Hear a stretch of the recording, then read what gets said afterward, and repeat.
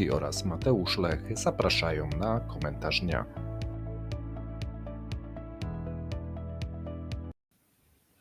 Dzień dobry, z tej strony Mateusz Lech oraz Paweł Jeżowski. Witamy w popołudniowym komentarzu dnia.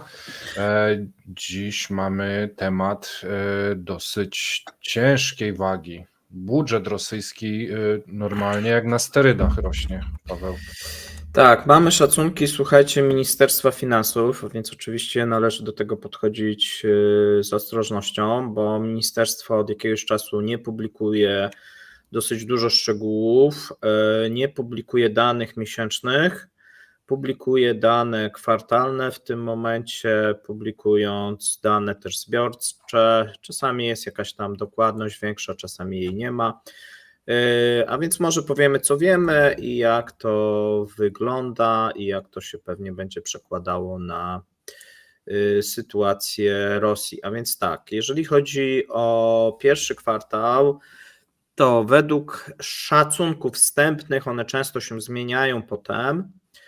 To też należy brać na to poprawkę. Mamy wynik 8,719 biliona rubli, czyli jest to wzrost o 53% więcej niż w pierwszym kwartale 2023 roku. I tutaj się wskazuje dwie rzeczy. Dochody niezwiązane z ropą naftową i gazem mamy wzrost o 43%. No i tutaj, jeżeli chodzi o te niezwiązane z ropą gazem, 5,8 mniej więcej biliona, wzrost o 43% i na tym się na razie, na tych dochodach skoncentrujmy, bo tutaj czytamy, że w pierwszym kwartale na wzrost tego dochodu ma wpływ wzrost VAT, 24%. No i tu akurat podali marzec, że w marcu tendencja jest taka i to jest też, można powiedzieć, zaskakujące trochę i trochę też niepokojące. Zaraz powiemy dlaczego. Plus 35%, tak? Czyli ten wzrost VAT-u plus 35%. Ale no to oznacza, że Mhm. w lutym i styczniu było 20 parę, a w marcu wystrzeliło na 35? Dobrze zrozumiałem? Tak. Tak. Czyli podwyżki. Nawet inaczej, bo nie mamy właśnie dokładnych danych miesiąc do miesiąca, a więc raczej skoro masz średnią 24% wzrostu VAT, no to musiało być mniej, styczeń, luty, a w marcu wystrzeliła.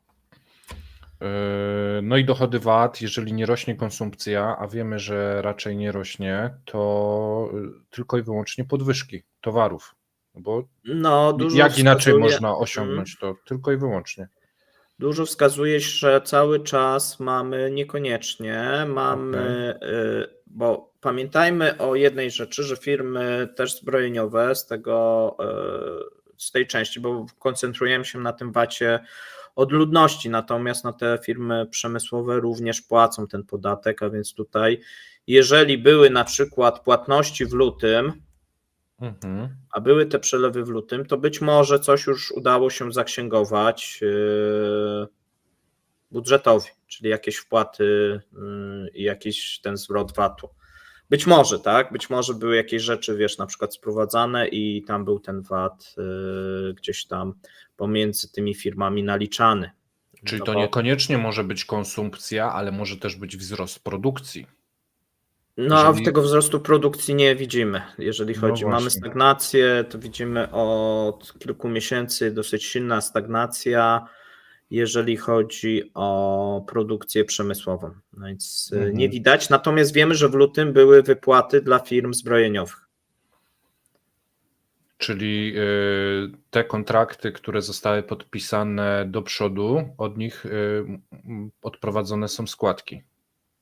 No raczej nie, bo to są zaliczki, ale być może czegoś właśnie nie wiemy, być może tam po powiedzmy otrzymaniu tych pieniędzy firmy zakupiły jakieś towary i wygenerowały impuls, który został odnotowany jako ten wzrost VAT-u. bo tak by raczej sugerowało, no bo tutaj w lutym dostajesz pieniądze, dobra, masz, potem coś kupujesz na rynku i masz ten zwiększony VAT.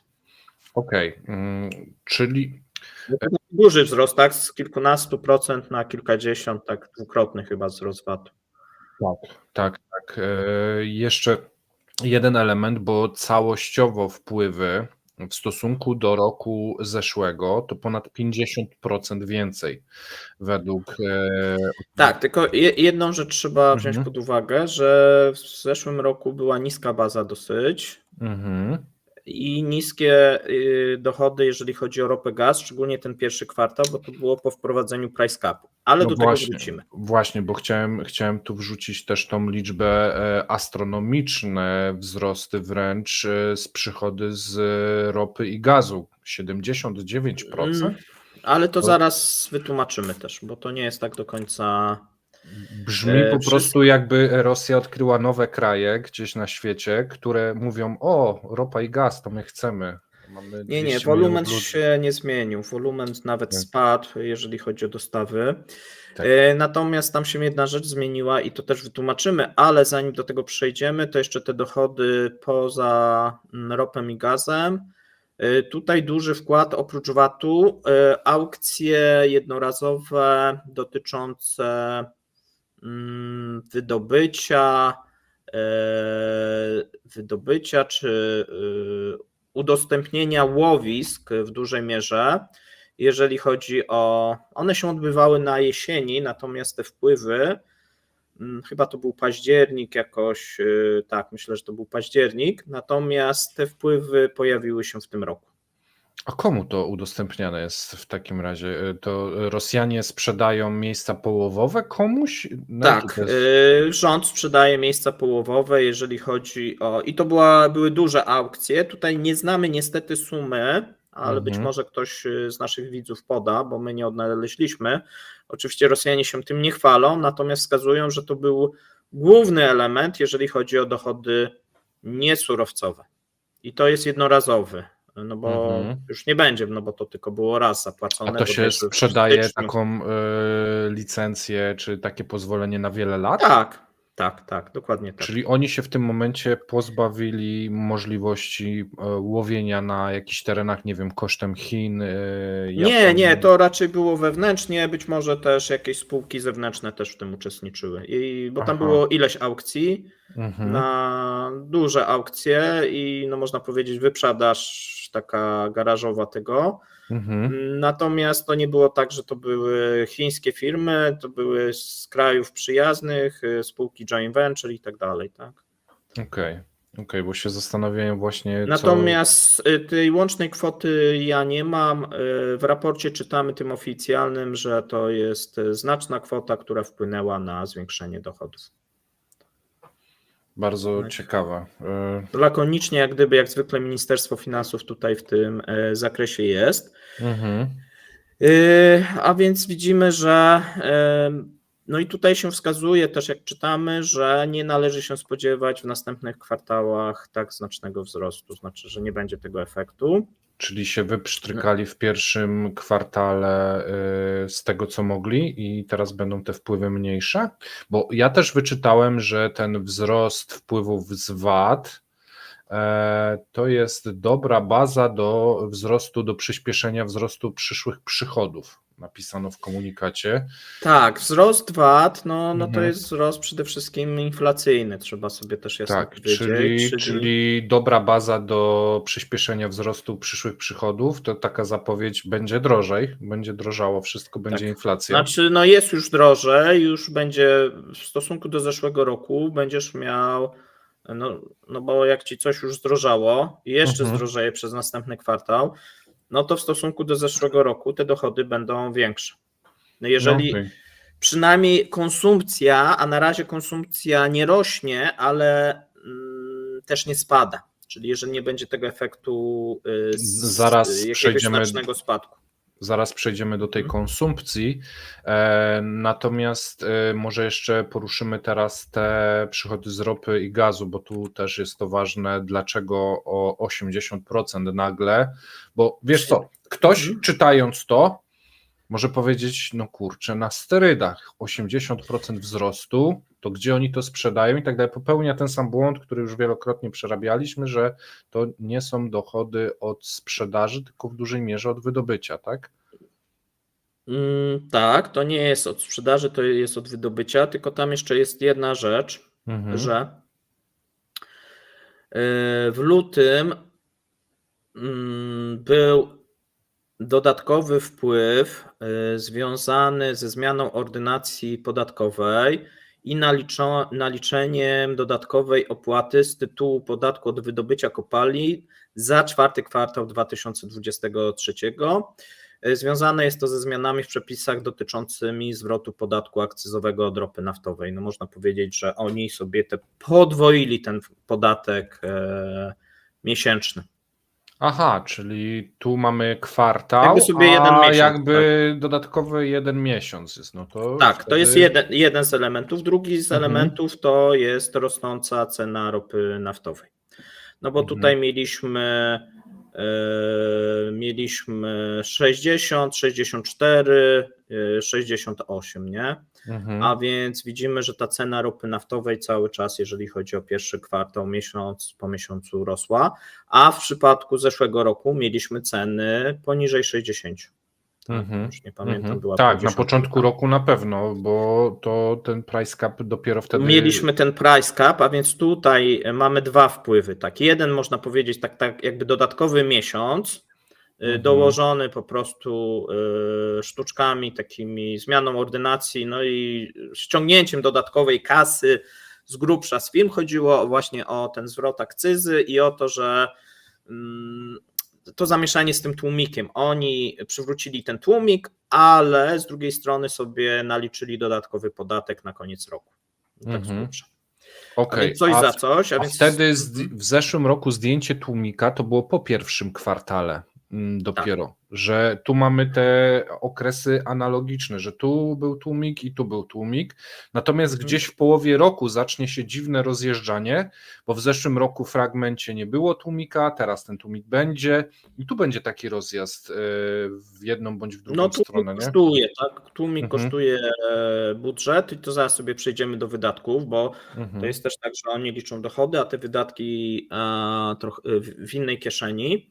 Tak. Natomiast należy sobie powiedzieć jasno, że przy tych cenach ropy naftowej to jest element mocno sprzyjający, szczególnie jeżeli te ceny by rosły, rosyjskiej gospodarce. No to pozwala jej się utrzymywać na powierzchni i nie tonąć, no bo jeżeli te ceny by były poniżej przykładowo price capu albo poniżej 50, no to mielibyśmy olbrzymie problemy, bo ta branża surowcowa, pomimo że ich udział teoretycznie spada w produkcji krajowej brutto, bo to też ciekawe, mamy wzrost, a udział w PKB w pierwszym kwartale spadł do 16,5%, najniższy w ogóle udział w historii, tak, 16,5% w wytworzonym produkcie krajowym brutto. Już pomijam, że no tutaj mamy tam ten produkt krajowy brutto liczony od tej produkcji zbrojeniowej, no natomiast no, trzeba też zaznaczyć, że teoretycznie ten wpływ na wytwarzane PKB teoretycznie się zmniejsza, tylko że to jest złudne, dlatego że ta branża surowcowa jest powiązana tak naprawdę w Rosji ze wszystkim, a więc jeżeli by ją na przykład wyjąć, no to trzeba by wyjąć połowę gospodarki, bo to tak mniej więcej nadal jest, pomimo że ten udział nominalnie spada.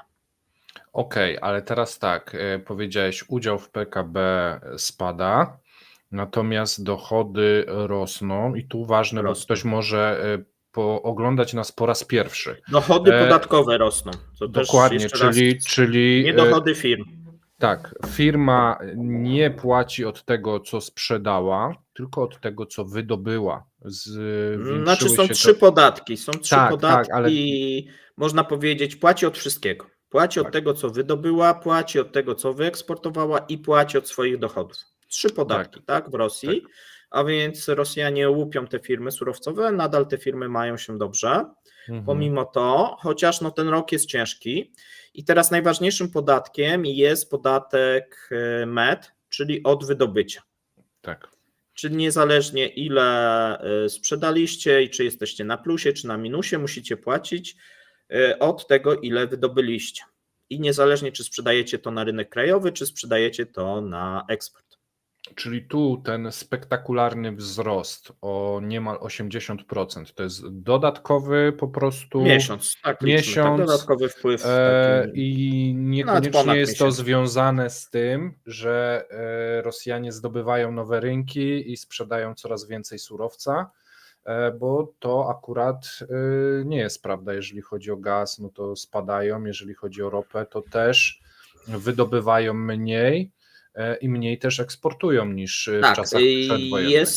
jest kilka rzeczy, jeżeli chodzi Mhm. o ten przemysł surowcowy, czego właśnie nie widać w tych podatkach. Pierwsza Mhm. rzecz to jest spadek wolumenu wydobycia i zgodnie tak, jeżeli chodzi o OPEC, no jeżeli chodzi też o możliwości, no tu się szacuje, że ten spadek wydobycia w czerwcu osiągnie prawdopodobnie najniższy rekord od chyba w historii, czyli zejdziemy do 8,9 miliona baryłek dziennie. Tak? Z Jeszcze jakiś czas temu 11 z kawałkiem. no, z 10, tak, a kiedyś jeszcze 11, tak, a więc schodzimy Mhm. dosyć, no ostatnio 10, no ale tak schodzimy, nie? Mhm. I to jest pewien proces. Można powiedzieć z jednej strony dobrze, z drugiej strony oczywiście niedobrze, no bo z jednej strony Rosja się przestawia na inne dochody, tylko właśnie jeżeli spojrzymy na te inne dochody, to one nie mają jak gdyby podwalin, bo te inne dochody to jest na przykład duży wkład cały czas ma rynek finansowy, bo tam sobie mówiliśmy poza ropą, że te jednorazowe z aukcji od sprzedaży tych biologicznych zasobów wodnych, no bo to tak chyba się nazywa. Natomiast cały czas duży wpływ, czyli podatki z rynku finansowego. Tak? Również pamiętajmy jedną rzecz, w tym roku jednorazowe też w przypadku zarówno tych niefinansowych, jak i finansowych dywidendy, tak? Część dywidend była wypłacana, a tutaj rząd rosyjski, na przykład jeżeli chodzi o Sberbank, tak, czy jeżeli chodzi o firmy też naftowe, no to też jest dużym udziałowcem, a więc tutaj mieliśmy taką sytuację, że sytuacja firm finansowych, banków, no jakby to teraz użyć, nie to, że była bardzo dobra, ale osiągnęły bardzo dobre wyniki ze względu na ten boom kredytowy. Tak. No skoro był boom kredytowy, no to podatki z tego sektora też oczywiście są relatywnie większe. Ja może tu w tym momencie wyrzucę, dlaczego te wyniki są takie dobre. W Rosji 40% obywateli powyżej 16 roku życia ma pożyczki. 50 milionów Rosjan ma zobowiązania finansowe wobec banków i organizacji mikrofinansowych, czyli tych chwilówek. Poprzednie programy robiliśmy o tym. Zeszły rok to było kilkukrotnie bicie rekordów wszechczasów, miesiąc po miesiącu w ilości i w sumie udzielonych kredytów. Pomimo wysokich stóp procentowych, konsumpcja tych kredytów nie zmniejszyła się. Bardzo ciężko, to znaczy spowolniła, natomiast nie zatrzymała się. Bardzo duże problemy ma bank centralny w ograniczeniu tego, no a zyski z tego, które czerpią banki, trafiły do budżetu, mówiąc pokrótce, tam w formie podatków czy dywidend. Tak. I tutaj jednej rzeczy cały czas nie widzimy, albo w małym stopniu widzimy, czyli nie ma wyhamowania, albo inaczej. To wyhamowanie gdzieś zaczynamy widzieć w tych odmowach, ale nie widzimy w kwotach kredytów, to znaczy zwiększa się liczba odmów, natomiast nie spada wartość udzielonych kredytów. To jest ciekawe. Ci, co dostają, to dostają, ale na wyższe kwoty. Na wyższe kwoty, no znowuż inflacja, tak, znaczy mówię inflacja, wyższa stopa i tak dalej, i tak dalej.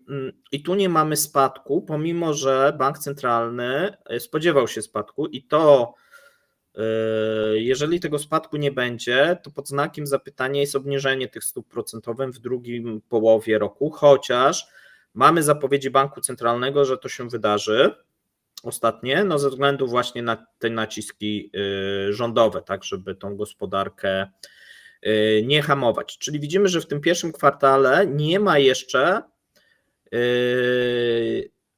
aż takiego wpływu na spadek konsumpcji wysokich stóp procentowych. Albo można powiedzieć, że wręcz te stopy procentowe gdzieś są wkalkulowywane w ceny producentów, tak? Czyli stopy, inflacja i tak dalej. I tutaj nie widzimy jakiegoś znacznego spadku, tudzież ludność Rosji uważa, że stopy procentowe nie są wysokie i cały czas się zadłuża. Czy chce się zadłużać, bo nie zawsze może. Pytanie do ciebie mam. Czy to nie jest takie ładnie ukryte wysysanie pieniędzy ze społeczeństwa? No bo wydaje mi się, że jeżeli oni wciąż konsumują, natomiast wszystko to jest na wyższych stopach procentowych, to przekłada się na zyski banków czy później budżetu, to nie jest takie oczywiste, że przychodzi ci komisarz jakiś i mówi: pani odda tą skarpetę z pieniędzmi, tylko cały system jest tak skonstruowany, że ten przepływ jest pieniądza od obywateli do budżetu coraz silniejszy. Dobrze tak, myślę? i od firm, bo mamy nowe, pamiętajmy, że od 2024 mamy podatki, których nie było w 2023. Z jednej strony od tych firm naftowych, z drugiej strony te cła ruchome. Mówiliśmy bodajże wczoraj na temat tego złota, że ono jest na przykład objęte, ale pamiętajcie, że na przykład nawozy sztuczne też są objęte. I tutaj te wpływy podatkowe raczej to jest pogorszenie wyników finansowych firm. Kosztem. Można powiedzieć, no oni byli bogaci, bo to tam najczęściej oligarchowie, choć nie tylko. Natomiast widać, że firmy, jeżeli popatrzymy już na dane z 2023 roku, już się ten czwarty kwartał, te wyniki mocno się pogorszyły i to chyba dotyczy każdej branży. W pierwszym kwartale nie mamy jeszcze wyników z wielu firm, natomiast no raczej tutaj mamy ten trend utrzymany, szczególnie w stosunku do pierwszego kwartału 2023, który był dobry w większości przypadków, a obciążenia podatkowe się zwiększyły, tak? Bo to są często obciążenia podatkowe związane czy właśnie z podatkiem VAT, czy z podatkami pośrednimi, czy z akcyzą, czy też z podatkami właśnie od wydobycia. Tu pamiętajmy, że to nie jest tak, że to są podatki jakieś od zysków, często tylko właśnie od jakiegoś obrotu, czy od jakiegoś wydobycia. W wielu wypadkach tak mamy, jeżeli chodzi o właśnie ropę, gaz, złoto, inne produkty, które są wydobywane, nawet węgiel. Mamy tam taką paradoksalną sytuację, że spółki węglowe bardzo dużo płacą podatku, mają w tym momencie podwójny podatek, bo mają od wydobycia i te cła eksportowe i są na mocnym minusie od jakiegoś czasu, nikt się tym nie przejmuje. Zaczną się pewnie przejmować za jakiś czas. A więc wiesz, na razie celem jest ściągnięcie jak najwięcej pieniędzy do budżetu i to częściowo się udaje, natomiast jest druga strona medalu, o której sobie trzeba powiedzieć, wydatki. Wydatki przekroczyły przychody, pomimo tego, że tak jest dobrze, że tutaj te przychody wzrosty o 50, o 70 rosły, tak. no to wydatki przekroczyły i tu mamy wzrost tych wydatków o 20%. Można powiedzieć, że w tym roku jest taka różnica w stosunku do zeszłego kwartału, że mieliśmy jakąś gigantyczną dziurę budżetową w zeszłym kwartale, niska też baza dochodów i duże wydatki, w tym roku takie same wydatki, tylko że 20% większe. No i to można powiedzieć, ok, to jest tam nawet poniżej tej pewnie realnej inflacji, a więc pewnie jeszcze te wydatki będą rosnąć. Natomiast stan jest taki, że po pierwszym kwartale mamy dziurę budżetową nadal. Pomimo takich wzrostów, pomimo tego dodatkowego miesiąca wpływów, tak jakby z podatków od wydobycia, pomimo niezahamowanej konsumpcji, to takie mocno na sterydach dopompowana gospodarka, ale wymagania wobec tej gospodarki wciąż bardzo wysokie, żeby Tak, no sprostać. i tak, Mhm. no tutaj należy zwrócić uwagę tak, że mamy deficyt minus 600 miliardów rubli. Mhm. Natomiast można powiedzieć, tu jest taki mały sukces, że dzięki tym jednorazowym często wpłatom i zwiększonym podatkom ta dziura budżetowa zmniejszyła się, ona jest, tylko w zeszłym roku to były 2 biliony, a więc ona Mhm. była rekordowa, a potem pamiętasz, oni cudownie osiągali nadwyżki i koniec końców osiągnęli tą dziurę budżetową zgodnie tak przewyższającą tam plan, ale mniej więcej w jakichś jeszcze rozsądnych rozmiarach. No teraz Ale idzie im pamiętaj, troszeczkę czekaj, lepiej. warto, żeby tu wrzucić, jak udało im się zasypać tę dziurę i z jakich pieniędzy skorzystali, bo był Narodowy Fundusz Dobrobytu, który był w jakiś sposób wykorzystywany, a ten rok niestety. No w tym roku muszą sobie radzić z grubsza bez Narodowego Funduszu Dobrobytu i raczej powinni zwiększać ten Narodowy Fundusz Dobrobytu, jeżeli byłyby dochody z ropy naftowej. I teraz pomimo tego, że powinni zwiększać, to Narodowy Fundusz Dobrobytu zmniejszają ze względu na właśnie wydatki z zeszłego roku oraz dofinansowywanie projektów infrastrukturalnych, między innymi projektu Gazpromu, tak, tam potrzebują 1 bilion, żeby kontynuować, już dla Nowateku nie starczyło, może i słusznie, bo te projekty Nowateku bardzo rozbuchane, a nie ma klientów na ten gaz LNG, a jak gdyby ilość projektów, które Rosja, no i przyjaciel tutaj Putina chciał uruchomić, no olbrzymia, a więc może dobrze, że tutaj zostało to dla Rosji oczywiście dobrze, że zastopowane, no bo inaczej szliby w koszty i w projekty, na które nie mieliby ani zbywców, ani transportu i tak dalej. Widzimy, że jest duży problem Arctic LNG 2, jest kilka nowych projektów LNG, no i trochę można się martwić, czy będą na to nabywcy, jeżeli będzie konflikt trwał. Ja bym chciał wrzucić w tym momencie jedną informację. Jeżeli spojrzymy na gospodarkę jako cały organizm, dochody społeczeństwa rublowo rosną, bo próbują dogonić inflację, natomiast w ujęciu dolarowym spadają. Maleją, tak. Maleją. Jeżeli chodzi o konkurencyjność gospodarki na świecie rosyjskiej, nie ma wzrostu, jest raczej coś w stronę przeciwną.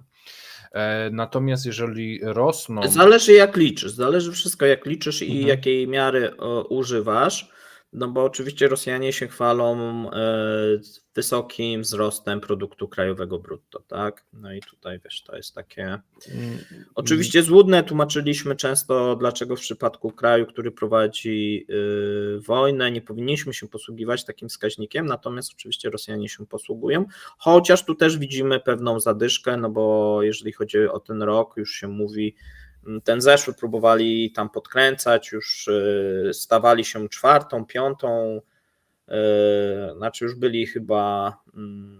Niech będą i pierwszą. Nie ma to Byli znaczenia. 5. gospodarką świata i sobie coś tam tworzyli, spadli chyba niestety na 6. nawet w tych wyliczeniach, no ale o tym jak gdyby nie poinformowali. Według własnych zasad gry. Nie, chodzi mi ogólnie o gospodarkę, która nie jest związana z przemysłem wojskowym, bo żeby liczyć ten ten przemysł wojskowy, no to w trakcie pokoju, jak eksportujesz uzbrojenie i sprzedajesz je do innych krajów, no to owszem, możesz to sobie wliczać, natomiast jak przepalasz te czołgi zaraz na Ukrainie i te rakiety wystrzeliwujesz i one znikają, no to ciężko naliczyć jakikolwiek wzrost, a kontrakty zbrojeniowe Rosja w większości potraciła.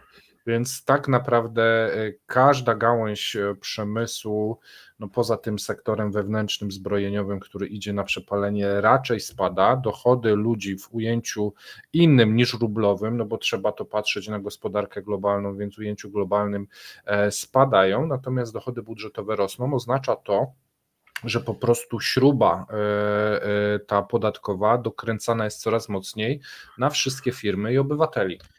Tak, na firmy tak, no tutaj powiedziałeś, że może nie tak do końca, bo przemysł surowcowy ma się nadal dobrze, chociaż ma w tym roku jedne z największych problemów, można powiedzieć, w historii. Przemysł rolny też pomimo problemów coraz większych nadal generuje zyski, to też trzeba sobie powiedzieć, czy nawet to rybołówstwo, o którym było wspomniane, no ktoś jednak, że tak powiem, kupił te licencje, tak? To nie było tak, że nikt nie chciał, a więc to generuje cały czas zyski, no wszystko, co można wydobyć, tak, z ziemi, czy można zebrać, no to w Rosji, że tak powiem, to zbieractwo, łowiectwo, tak, cały czas generuje jakieś dochody. Tak, No chociaż całościowo one są coraz mniejsze, no bo właśnie. państwo przykręca właśnie tym firmom śrubę, a jeszcze pojawiły się sankcje i to nie sankcje te z 2022 czy 2023, tylko największym teraz problemem są te sankcje wtórne i problemy z płatnościami. Już nawet nie chodzi o ten price cap, tylko w tym momencie chodzi o to, że na przykład masz zatory płatnicze, a ty musisz zapłacić podatek, bo to jest tak, że państwo wymaga od ciebie, żeby zapłacić podatek, a ty płacisz podatek, a jeszcze nie masz dochodów ze sprzedaży tej ropy na przykład, no bo jeszcze ci Turcy nie zapłacili i mija 3. miesiąc, a oni cały czas na przykład nie płacą i takie przypadki jak najbardziej są. Jeżeli chodzi o przemysł surowcowy, tam zatory sięgają 3 miesięcy.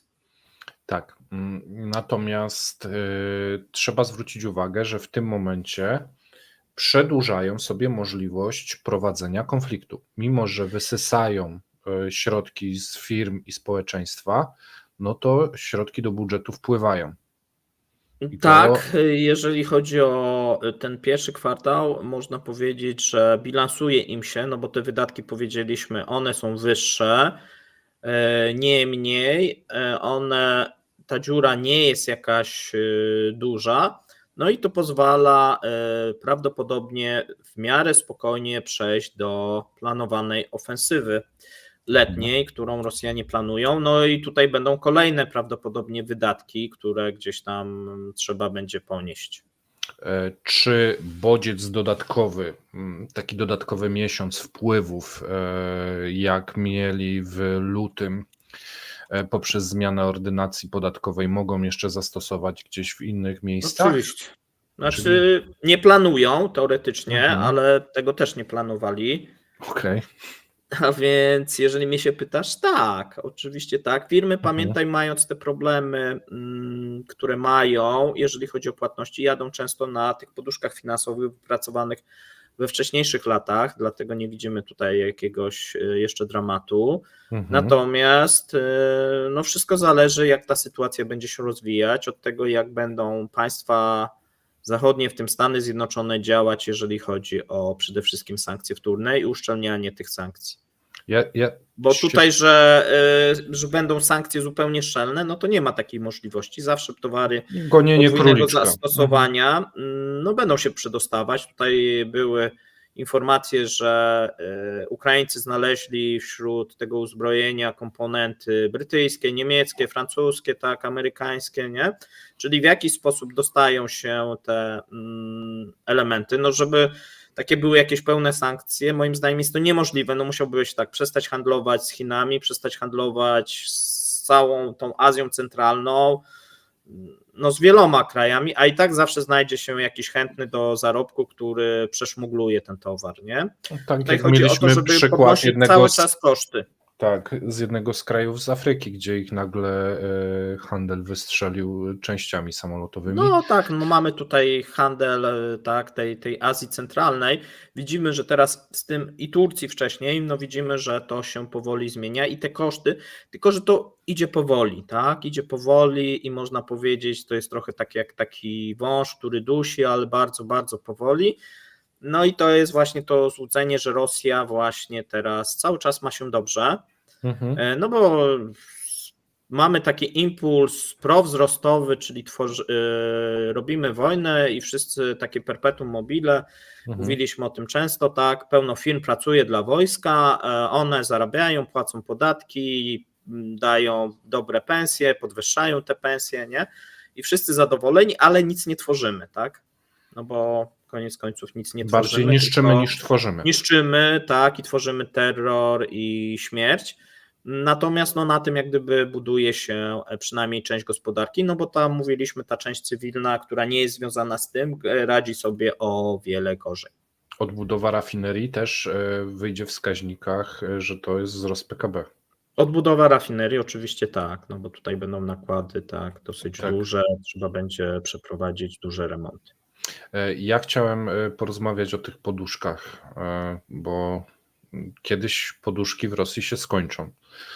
Mieliśmy poduszkę Narodowego Funduszu Dobrobytu, która się skończyła prawie, tam zostały, dlaczego mówimy, że kilka się piór zostało w tej kilka poduszce. piór zostało, bo tam mamy tą część stałą i tym się Rosjanie chwalą jako tak, to są akcje, obligacje, jakieś inne rzeczy i część płynną i to są dewizy, głównie juan oraz złoto, to złoto jest wyprzedawane, ale przede wszystkim dewizy są wyprzedawane, tak, tego juana jest coraz mniej w tym skarbcu, a kiedyś tam były dolary, euro, inne rzeczy, tak, no ale to powoli zostało wymieniane na juany, ale nie na zasadzie tak 1:1, tylko cały czas jak gdyby coraz mniej, coraz mniej, coraz mniej.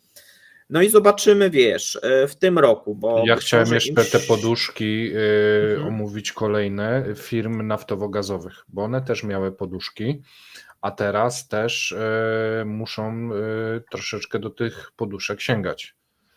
No muszą sięgać. Największym problemem są te projekty duże, chyba gazowe, ale też naftowe. Też tam są potrzebne duże nakłady capexowe na nowe inwestycje, nowe odwierty przy ograniczonym dostępie do technologii. Tu oczywiście można by było zrobić więcej, jeżeli chodzi o Zachód, czyli wycofać zupełnie wszystkie firmy i cały jak gdyby support, bo cały czas jeszcze coś tam istnieje.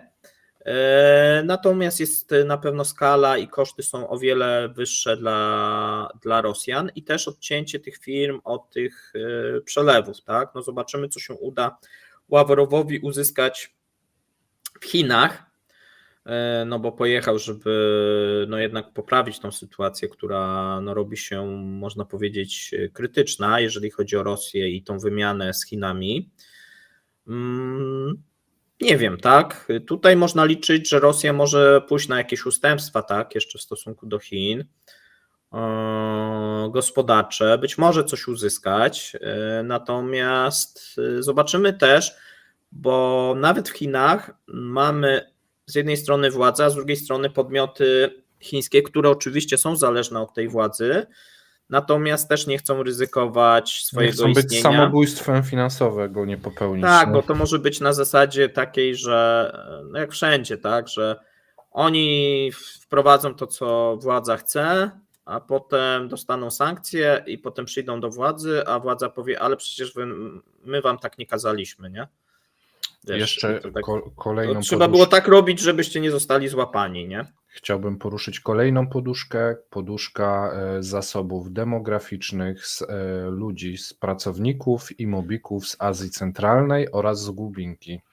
I ta poduszka też nam przez te 2 lata się mocno uszczupliła. No więc... tutaj chyba jest jeden z największych problemów. Swego czasu pisaliśmy, że to będzie problem. Pamiętam, jak pani profesor Zubarewicz mówiła, że to nie jest problem Rosji i twierdziła, że siła robocza to ten ubytek nie jest jakiś znaczny. My mówiliśmy, że zarówno Rosjanie, którzy wyjechali i zginęli, to stanowią duży ubytek, a mamy problemy. W tym momencie jeszcze doszedł jeden problem, czyli uciekający migranci. Tak. Tak. I problem chyba, który będzie najbardziej bolesny, a nie widać, żeby Rosjanie coś robili, albo inaczej, widać, że dolewają tutaj tej benzyny do ognia i ten problem, który czyli niewystarczającej siły roboczej, czyli niewystarczającej ilości migrantów, że będą pogłębiać. Czyli będą robić różnego rodzaju ograniczenia, bo to zostało już zapowiedziane, które mają przede wszystkim poprawić według wnioskodawców bezpieczeństwo tych Rosjan etnicznych, natomiast odbije się to oczywiście na gospodarce. To chyba jest taki długotrwało. Jest jeszcze jedna poduszka, którą sobie rozpruli. Zasoby sprzętowe do prowadzenia wojny. Tu też, wiesz, w stosunku do tego, co było, też koszty wprowadzania i produkowania nowych wozów bojowych, nowych czołgów i tak dalej, z każdym miesiącem są coraz wyższe. No bo wszystko, co remontowali na początku, no to remontowali mniejszym nakładem sił i kosztów. Teraz muszą, żeby wyremontować jeden czołg czy jeden wóz bojowy, przeznaczyć większą ilość środków i więcej czasu. Więc to jest... Wiesz co, tak, dużo też zależy od tej ofensywy letniej, którą chcą przeprowadzić, jak ona, na jaką skalę będzie zakrojona, bo znając jak gdyby Kreml, to nie będzie na tak możliwą skalę, jaką by oczekiwała armia. Chyba tak po obu stronach trochę jest, że armia chce więcej, a dostaje mniej. My często mówimy, że tutaj armia ukraińska nie dostaje wystarczająco, ale bardzo podobna sytuacja, jak nie gorsza, jest po stronie tej rosyjskiej. Dowódcy, generałowie proszą o pewne rzeczy i tych rzeczy nie dostają. Tylko że oni się nie skarżą, nie idą do mediów i się nie skarżą, tylko piszą jakieś raporty i tam wewnętrznie to próbują jakoś rozwikłać.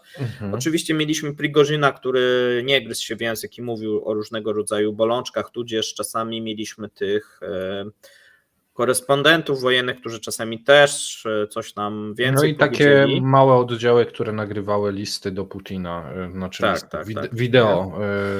No i te braki, słuchajcie, one będą. Tutaj władza mogłaby pewnie więcej zrobić, natomiast oczywiście dlaczego tego nie robi? Z tego samego powodu jak na Ukrainie, nie chce sobie przywrócić też gospodarki, tak, bo tutaj przecież były prośby o to, żeby zrobić powszechną mobilizację, żeby uruchomić w większym zakresie tą produkcję jeszcze wojskową i tak dalej, natomiast tutaj gdzieś jest balansowanie też po tej stronie rosyjskiej. Widzimy to na przykład, jeżeli chodzi o budowanie właśnie tam, gdzie Rosjanie byli bardzo silni, czyli w dronach, mieli tanie drony, Lancety i tak dalej, które były, można powiedzieć, dużym problemem dla rosyjskich oddziałów i nie było na to, że tak powiem, często lekarstwa. Sytuacja zaczyna się powoli odwracać, tak? Tutaj widzimy, że drony wyprodukowane przez Ukraińców przewyższają ilościowo i często jakościowo też te drony rosyjskie i to stanowi duży problem, tak? To jest przykład takiego uzbrojenia. Oczywiście Rosjanie nadal mają bardzo duże asety, szczególnie na przykład jeżeli chodzi o lotnictwo. Zobaczymy, jak sytuacja się zmieni, kiedy Ukraińcy dostaną F-16 i czy to będzie jakaś tam wyrównanie tych szans. Ja uważam, że nie do końca, ale pewnie nie będziemy mieli tej przewagi. Przewaga, jeżeli chodzi na pewno o rakiety, tu cały czas właśnie czy Niemcy, czy inne kraje ograniczają tutaj te dostawy. Natomiast Rosjanie mają cały czas dosyć dużej ilości i tu jest na pewno przewaga. Zobaczymy. Wszystko zależy też właśnie, jak ta ofensywa letnia przebiegnie, bo tak jak mówię, ona na pewno nie będzie na taką skalę, jakby chcieli rosyjscy generałowie, natomiast będzie na taką skalę, że może dać Rosjanom jakiś sukces, tak? Sukces oznacza na przykład zdobycie Charkowa, sukces oznacza dojście już tak bardzo szeroko do Dniepru, nie? Tego typu rzeczy. Bo na razie to widzimy taką wojnę tutaj pozycyjną. Problem się duży stanie dla Rosjan, jeżeli Rosjanie przeprowadzą tą ofensywę i ta ofensywa utknie. Tak jak ukraińska utknęła, zobaczymy. Coś tam pewnie zdobędą, bo w przypadku Rosjan są w stanie więcej poświęcić, tak? Bo tutaj tam 100 000 żołnierzy w tą, 100 000 w tamtą, to żaden problem, a więc mogą, że tak powiem, posyłać na te mięsne szturmy dosyć dużą ilość wojska i być może jakieś zdobycze terytorialne uda im się uzyskać. Natomiast pytanie, jak one będą znaczne, czy będzie jakieś właśnie przełamanie ukraińskiego frontu, bo jeżeli tego nie będzie, no to wracamy do tego, co się stanie w Stanach Zjednoczonych i jak tutaj administracja amerykańska będzie działać, chociaż może okazać się, że w przyszłym roku będzie też nowa sytuacja, bo widzimy też, że ta Europa zmienia strategię w stosunku do Ukrainy, czyli zaczyna myśleć, że ta wojna w Ukrainie to jest coraz bardziej wojna Europy. Okej, ale troszeczkę odbiegliśmy od tematu. Ja bym chciał podsumować te dane Ministerstwa Finansów, które otrzymaliśmy. Uważasz, że to są dla Rosjan bardzo dobre informacje, żebyśmy byli obiektywni, czy one są pozytywne, ale bardzo dużym kosztem? Bo Wiesz co, ja uważam, że to są dobre informacje. Dla Rosjan. Dla Rosjan to są złe informacje, dla rosyjskiego rządu. Okej, tak. Bo dla Rosjan to są fatalne, bo tam na przykład pokazuje się, że wręcz że inflacja jest tam powyżej 20 czy 30%. Realna, skoro te wpływy przy stałej konsumpcji, tak, no to jeden wniosek jest, jaki można wysnuć, że tutaj deflator na poziomie 107, tak jak podawali za 2023, to jest totalna fikcja i ten deflator raczej jest 120, powiedzmy 5, 130 w tych okolicach. Realny, co pozwala oczywiście poprawiać wskaźniki, tak? No oczywiście w przypadku tak wysokiego deflatora wszystkie wskaźniki Ja zapomniałem o jeszcze jednej poduszce. Proszę. Zapomniałem o poduszce społeczeństwa i ich możliwości zakredytowania się. Tu też No ta chyba poduszka... to już się kończy. Tak się wydaje. No, to już jakieś granice absurdu, już gdzieś do ściany doszliśmy. Chociaż no oczywiście można sobie wyobrazić, że nam się wydaje, że już ściana, a jeszcze tam pół roku, powiedzmy, czy rok, jeszcze oni będą w stanie się zadłużać, tak? No bo skoro można brać kredyty, to bierzmy, tak? Przecież nikt i tak tego nie będzie nigdy spłacał, nie? No ja bym to podsumował właśnie tak, że w tym momencie te wyniki, które widzimy, jeżeli ktoś nie zna kontekstu, całości tego, skąd są brane po prostu te pieniądze, jak jest kreowany ten dochód, to może odbierać, że Rosja ma się wyśmienicie, sankcje nie działają, trzeba to kończyć, bo to jest gospodarka na sterydach i po prostu jest to idealnie zbilansowane i to jest potwór, którego nie da się powstrzymać. Natomiast jeżeli obserwuję to i to, co omawialiśmy przez wiele miesięcy, no to widzę, że owszem, te wpływy są z tego, te wpływy są z tego. Wygląda to w Excelu świetnie. Ja się założę, że ten materiał będzie publikowany na Twitterze, w wiadomościach, będą go cytowali niektórzy politycy i będzie to pompa pod tytułem Rosja ma się wyśmienicie.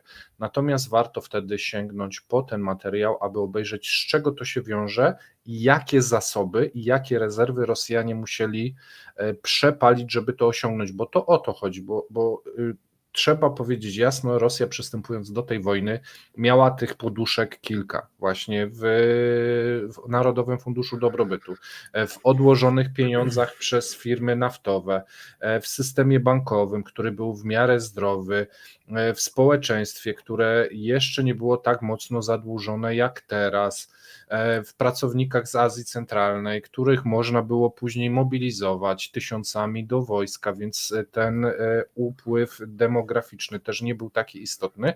Natomiast po kolei przez te 2 lata konfliktu ponad już Rosja wypróżnia powoli te poduszki i w pewnym momencie nie będzie z czego brać.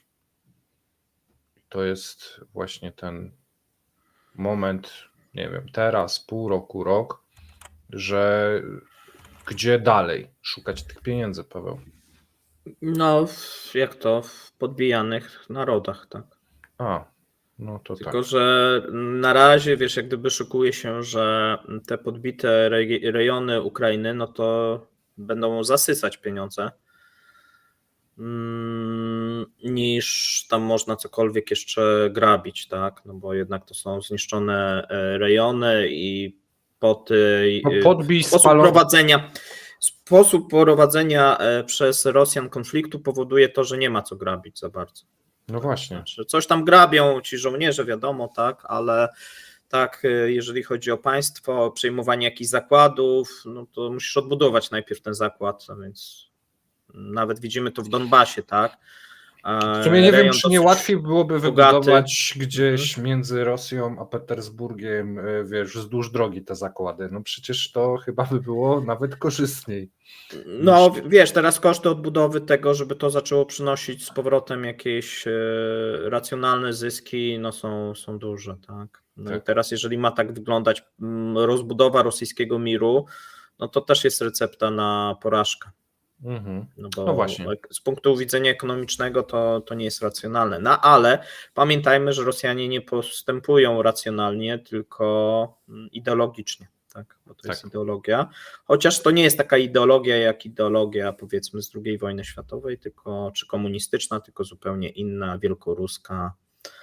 Zaraz jeszcze bardzo dziwna. Wrzucę informację taką, że owszem, ideologia, ale ideologia, która pozwala oligarchom wciąż utrzymać majątek, bo pamiętajmy, że w tym momencie dzięki zagrabieniu majątku zachodniego rosyjscy oligarchowie wciąż są na powierzchni, wciąż zarabiają, wciąż zwiększają swoje majątki, więc to nie jest tak, że tu ekonomia nie ma żadnego wpływu, bo ona nie ma wpływu, dopóki nie ma wpływu na oligarchów i ich biznesy. A w tym momencie jest tak skonstruowana gospodarka rosyjska, żeby priorytetyzować i gdzieś tam zwiększać dochody tej grupy, która trzyma z Putinem. Tak, chociaż oni też, tak jak mówię, jeżeli chodzi o tych starych oligarchów, szczególnie tych naftowo-gazowych, no zaczynają 2024, to jest pierwszy rok, kiedy mogą zacząć odczuwać właśnie skutki. Tak? I ciekawe, jak to będzie przekładało się na politykę, bo tu pewnie jakieś przełożenie mają na Kremlu, czy w armii, czy gdzieś. Dobra, myślę, że mamy to. Dziękujemy za obejrzenie do końca. Jeżeli macie jakieś komentarze, to zapraszamy poniżej, żeby sobie coś napisać, chętnie odpowiemy. Jeżeli oglądaliście to po raz pierwszy, a chcecie więcej takich materiałów, to pamiętajcie o przycisku subskrypcja, a wszystkie materiały powstają dzięki wsparciu patronów i wspierających na YouTubie. Dziękujemy, miłego dnia. Cześć. Cześć.